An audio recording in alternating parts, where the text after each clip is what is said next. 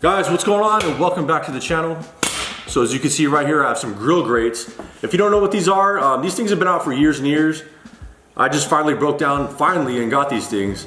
So the reason why you want to get these is basically you minimize flare-ups because of the way these are constructed. You also maximize heat distribution over all these grates compared to normal grates you would get like on a Weber kettle grill. And then honestly, the real reason why people get these is because you get those badass sear marks. So if you get a pork chop or a steak or anything like that, or a burger, and you get it real nice and hot and you stamp them down on there, you're gonna get the thick sear marks that people like. So a lot of people in steak competitions, they use these grates. So functionally, they're awesome, but they make your food look really cool. So I got a couple of pork chops. I'm gonna season them up, get them on the smoker, do a reverse sear. The smoker's heating up right now. It's like 200 to 225 degrees.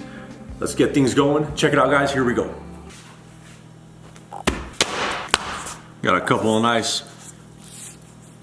thick pork chops right here. They're not pork chops, they're poke chops.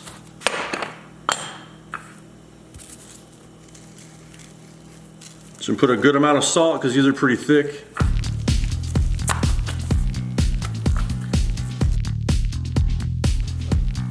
A little bit of granulated garlic.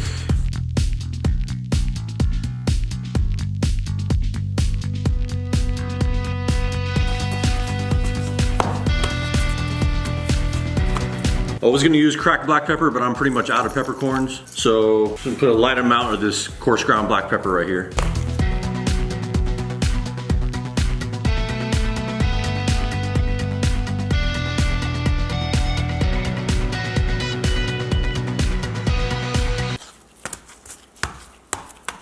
All right, simple as that. So I got the smoker heating up. It's between 200 and 225. I don't really wanna go over 225. I'm gonna put these on there and monitor the temperature inside the meat till it gets up to like just under 130 degrees. Then I'm gonna crank it up hot as hell, probably as high as it can go, 450, 500 degrees, something like that. Put the grill grates on and sear them up, and that should be pretty much it. So there it is.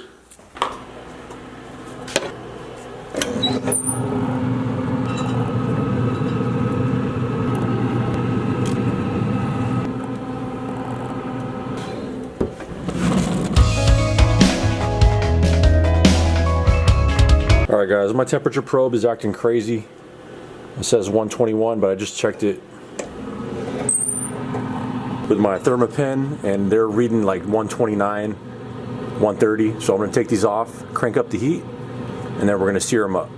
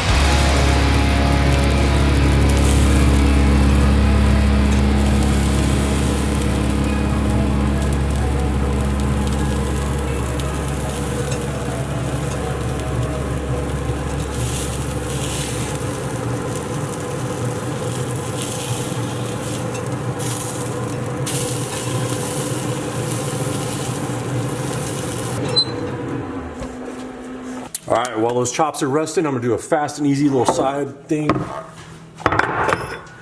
Little side dish kind of deal to go with these chops.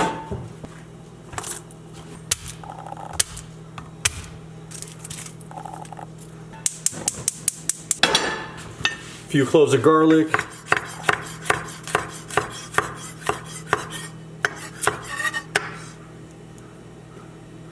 Just rough chop it.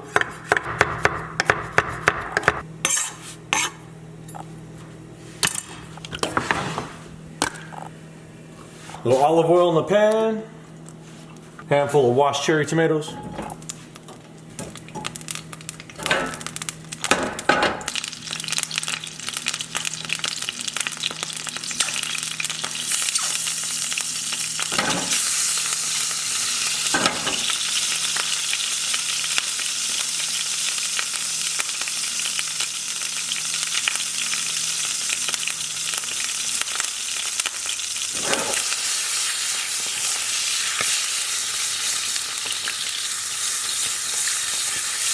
Garlic. For like 30 seconds, cook the garlic because you don't want it to burn.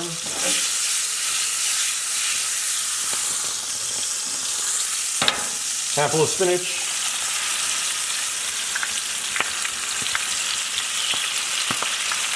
Salt. And barely any pepper I got left.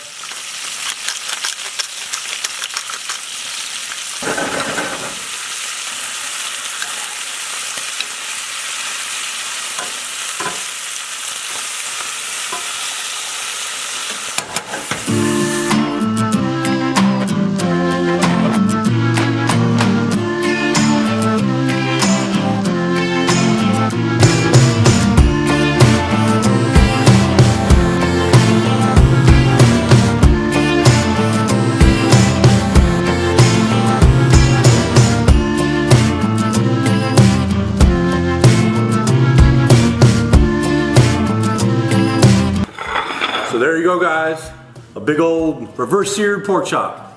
And I'll be the first to admit that sear job was pretty terrible. I mean, it sucked, but I'm gonna give myself a break because that was the first time I ever tried using the grill grates, so it is what it is. Hopefully I'll get a little bit better with practice, but yeah, I put a little bit of balsamic glaze on there. You could do it yourself. All you have to do is just reduce some balsamic vinegar in a pot and get it nice and thick. Then I blistered up some cherry tomatoes, a little bit of spinach with the salt and pepper and garlic. Came out pretty good. I mean, it looks good, but... And I cooked the pork to 150. I know it grosses people out. They get freaked out by undercooked pork.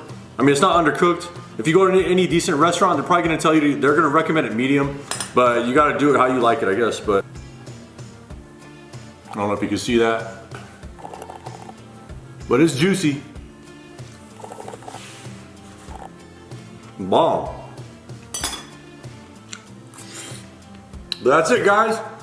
Grilled pork chop dinner. Smoked it for about an hour and 15 minutes, 225 degrees. Bring it up to 130 degrees. Seared it off till about 150 internal. And that's it. And like I said, the sear marks did suck on it, but whatever. You get better with practice. Now balsamic glaze. Dude. All right, guys. I appreciate you tuning in. Thank you for watching. Please subscribe if you like the content. I need some subs. But other than that, thank you guys. Peace out.